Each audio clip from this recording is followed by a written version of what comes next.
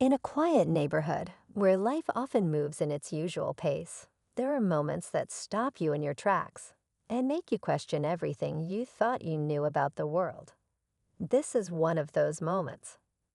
A story about a 6-year-old boy who, driven by love and desperation, takes a step that most of us wouldn't expect from someone so young. What starts as an ordinary day at a local store turns into a story of compassion, courage, and a shocking discovery that no one saw coming. Picture this: a small bustling store, shelves stocked with food, and customers going about their usual shopping. But in the midst of the ordinary, there is a child. A 6-year-old boy who looks like he belongs, but something is different about him today. His clothes are slightly torn, his face shows signs of worry, and he glances around nervously. He moves quickly, almost like he's trying to blend in, but his mission is far from ordinary. He doesn't have money, and he's not there for the snacks most kids would go for. No, he has a different, urgent purpose. The boy sneaks through the aisles, his eyes scanning the shelves. He's not looking for candy or toys. Instead, his gaze lands on something much more critical: food. Specifically, food that he can take, without paying, to feed someone at home. But who is this boy stealing for? The answer lies in a small, fragile being waiting at home. His baby sister, hungry and in need of nourishment. A child so young, yet burdened with the weight of responsibility that no child should ever have to carry. The boy, with his innocent eyes, holds more than just the future of his sister in his hands. He's holding a decision that will change everything. What would drive a child, so young, to take such a drastic step? It's a question that the store owner, a middle-aged man who has seen his share of unusual behavior, begins to ask as he watches the boy. The store owner, initially thinking it's just another instance of mischief, follows the boy as he exits the store. But little does he know, what he's about to uncover will pull him into a story he never imagined. With every step the boy takes, the tension builds. The store owner watches from a distance, unsure whether to intervene or let things unfold. The child leads him through the streets, across alleyways, and finally to a small, run-down apartment complex that seems far from the world of comfort. The journey isn't long, but it's filled with silent questions and an unspoken understanding between the two. The store owner feels a pull, an urge to know more, to understand why a boy so small would risk everything for his family. As the boy reaches the door to his apartment, he stops for a moment, looking over his shoulder to make sure he hasn't been followed. He's alone, just him and his baby sister waiting inside. The store owner watches from the corner, his curiosity piqued, his heart heavy with the realization that something far deeper is happening here than a simple act of theft. But as the boy enters the apartment and the door closes behind him, the store owner is left standing in the hallway, unsure of what to do next. Should he confront the boy? Should he call for help? Or should he just walk away, pretending he never saw anything? The choice seems impossible, but something tells him that walking away would be the wrong answer. He knows this isn't just about food. It's about a deeper, more human struggle that's unfolding before him. And just as he's about to make a decision, something unexpected happens. The door to the apartment creaks open again. This time, it's not the boy who emerges, but a woman, looking worried, almost frantic. The store owner can see the desperation in her eyes, and it hits him. This is the boy's mother. And as she steps into the hallway, the truth begins to unfold, layer by layer. What happens next? Why is this mother so frantic? What is the real story behind the boy's actions? Stay with us as we dig deeper into this powerful story of love, survival, and the unexpected bonds that tie us all together in ways we can't always explain. Because what we discover next will change everything. Stay tuned. The store owner stands frozen, watching as the woman steps out of the apartment. Her face is pale, and there's a deep worry in her eyes. She looks around quickly, almost as though she's afraid of being seen, before she turns her gaze toward the ground. Something about her posture is defeated, as if she's carrying a weight too heavy for one person to bear. The store owner takes a cautious step forward, his heart pounding in his chest. He can't shake the feeling that he's stumbled upon something far more complicated than he originally thought. The woman's movements are quick and frantic as she reaches into her pocket and pulls out a crumpled piece of paper. She holds it in her hands like a lifeline, staring at it as though it holds the answers to all her problems. Her face is etched with exhaustion, and there's an unsettling quietness to the way she moves. It's clear she's been through a lot, too much for someone who should still be full of life. The store owner watches from a distance, unsure whether to approach her or remain hidden. His mind races, trying to piece together the story. The boy's behavior, the stolen food, it all makes sense now, but it still doesn't explain the bigger picture. Why was the boy willing to steal? Why was his mother so distraught? The store owner's curiosity pulls him forward, his feet carrying him slowly toward the woman. He stops just a few steps away, clearing his throat to announce his presence. The woman looks up, startled, as though she hadn't noticed him before. "I'm sorry to interrupt," the store owner says gently, trying to keep his voice calm.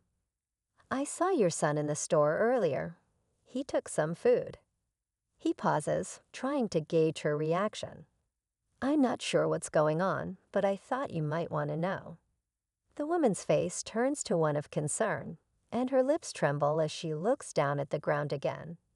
Her hands fidget with the paper in her grasp, almost as if she's afraid of sharing what's going on. But after a long silence, she takes a deep breath, looking up at him with eyes full of pain. "He didn't mean to steal," she says softly. Her voice cracks as she speaks, revealing a vulnerability she had clearly been holding onto for a long time. "He was just trying to get food for his sister. She's sick. She's been really sick for weeks now, and I don't have enough money to feed her. Not with everything else going on." The store owner's heart tightens at her words. It's one thing to see a child in need, but to hear the pain in this woman's voice, her desperation, her fear, it strikes a chord deep inside him. He doesn't know what to say, but he can't just walk away now. Not after hearing this. "My husband, he's gone," she continues, her voice trembling more with each word. "He left us months ago. Left us with nothing. I've been trying to get by, but I'm barely keeping it together. I'm working double shifts, but it's never enough. My daughter, she chokes on her words, wiping away a tear that slips down her cheek. She needs medicine. She needs help, and I can't get it. I don't know what to do anymore." The store owner feels a wave of guilt wash over him. He's always seen people struggle in his community, but he never knew how deep the pain went for some families. He looks at the woman, her shoulders sagging with the weight of her burdens, and he can't help but wonder how long she's been carrying this alone. "I'm sorry," she whispers, as if apologizing for something she has no control over. "I didn't want him to steal. I didn't want him to feel like he had to. But I couldn't even buy him food to bring home tonight." The store owner takes a step forward, his heart breaking for this woman and her children. He can't ignore the gravity of the situation any longer. He can't just turn away and pretend nothing's wrong. Maybe I can help," he says slowly, his voice filled with uncertainty. He's not sure what he can do, but something tells him that doing nothing isn't an option. "I have some extra food at the store. I can give you some. Maybe I can help find a way to get your daughter the medicine she needs. I don't know what else to say, but I don't want you to have to go through this alone." The woman looks up at him, her eyes wide with disbelief. It's clear she wasn't expecting this. She's too proud to accept charity, too humble to ask for help. But in this moment, the weight of her situation has brought her to the edge. She opens her mouth to say something, but her words catch in her throat, and all she can do is nod. It's a quiet, defeated nod, but it's enough. The store owner watches her for a moment longer, then turns and heads back toward the store, his mind racing. He's not sure how to fix this, or if he even can, but one thing is certain. He can't leave them in the same place they were before.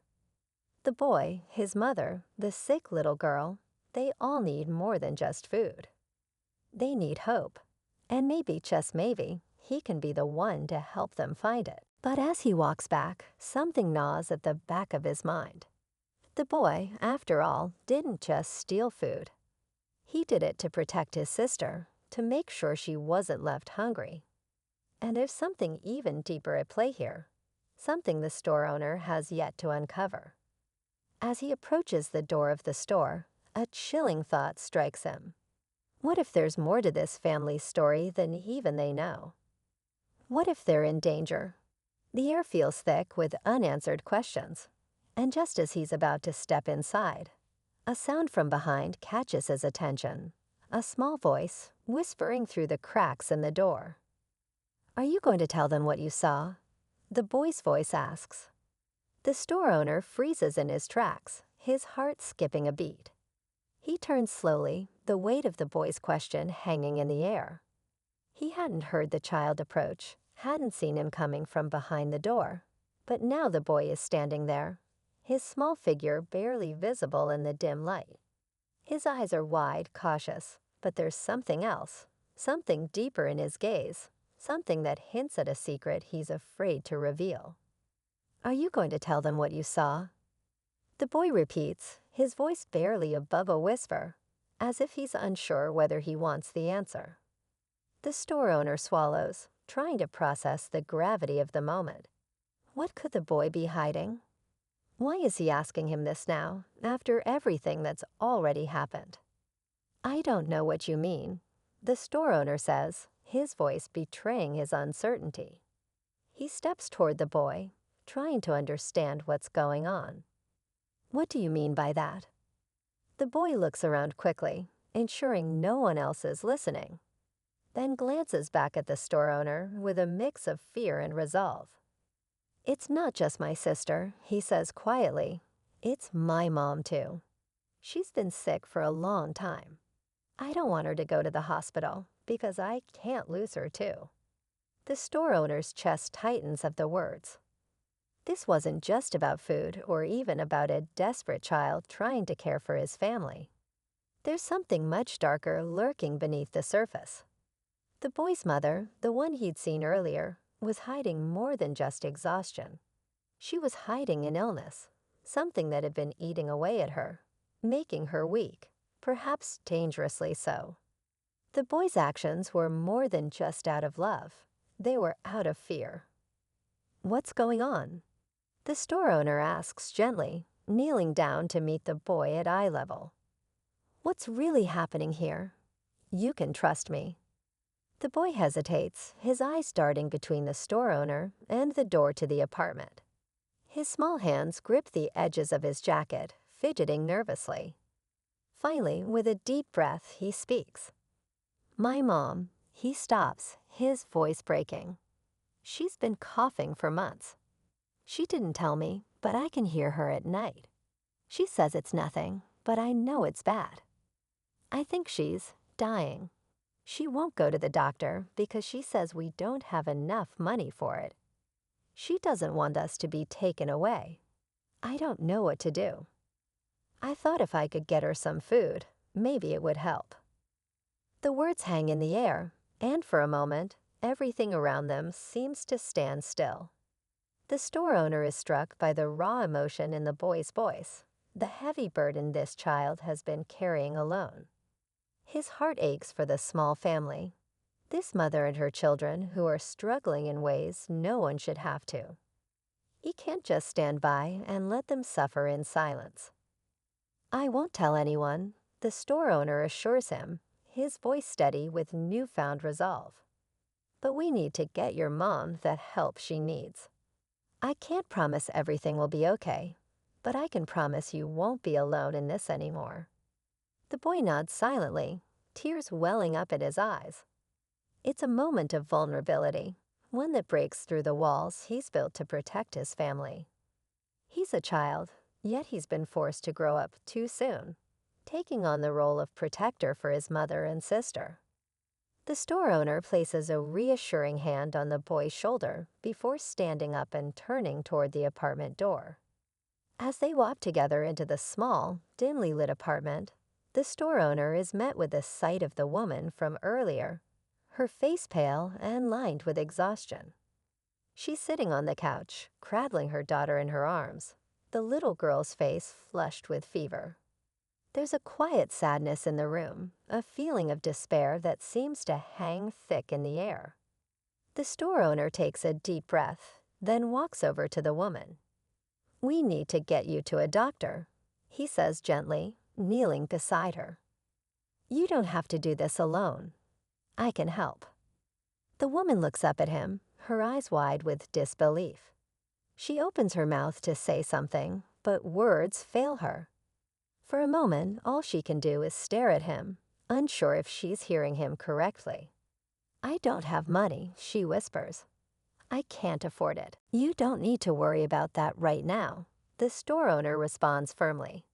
"We'll figure it out.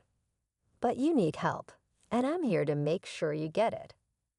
For the first time in what feels like forever, the woman lets out a long, shaky breath. The weight of everything she's been carrying seems to lift just a little, as though there's a chance, just a chance, that things could get better. The store owner makes a call to a local clinic, explaining the situation. Within minutes, he arranges for an emergency appointment for the woman and her daughter. He doesn't know how everything will turn out, but he's done what he can. He knows the road ahead won't be easy, but at least now they have a chance. As he leaves the apartment later that night, the boy stands in the doorway, watching him go. The store owner turns and gives him a small smile, a promise that they'll get through this together. The boy's face lights up with a glimmer of hope, something he hasn't felt in a long time. The store owner walks away, but as he steps into the cool night air, he feels a weight in his chest. The world is full of stories like this, of families struggling in silence, of children who are forced to grow up too quickly. But for this one small family, tonight marks the beginning of a new chapter. They won't be alone anymore. They'll face whatever comes next together. And as the store owner disappears into the night, he knows this. Sometimes the smallest acts of kindness can change everything.